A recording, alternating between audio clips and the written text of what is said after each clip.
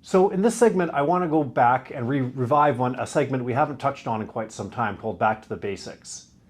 Now, in Back to the Basics, the idea here is just to review some basic ideas around successful investment and financial planning strategies and just bring them back to the front of our minds.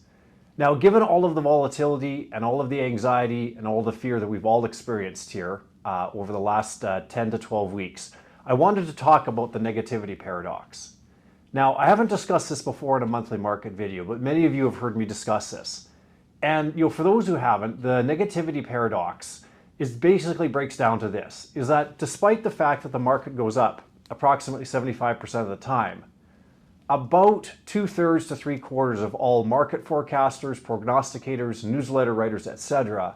are negative on the market. They will perpetually be looking at why the market is going to go down as opposed to accepting the market is likely to go up. Now, I understand when you're looking at this, there's a number of reasons they would do this. Number one is fear sells. The human brain is wired to avoid fear and avoid pain much more than it is wired to seek pleasure. And that makes sense from an evolutionary perspective. It makes perfect sense. The other reason you see this negativity paradox is that in a system that nobody gets, the person saying, hey, let's be careful, sounds smart. However, the outcome is not. With the market up 75% of the time, missing even a few of the best days in the market is extremely detrimental to your wealth.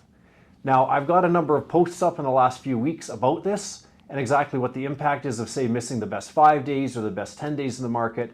But let's just suffice to say for the purpose of this video that it is extremely harmful to your wealth.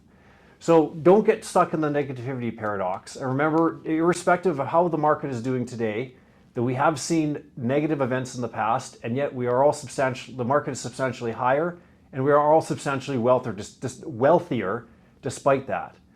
So, of course, if you'd like to discuss this further, give me a shout. Happy to have a talk.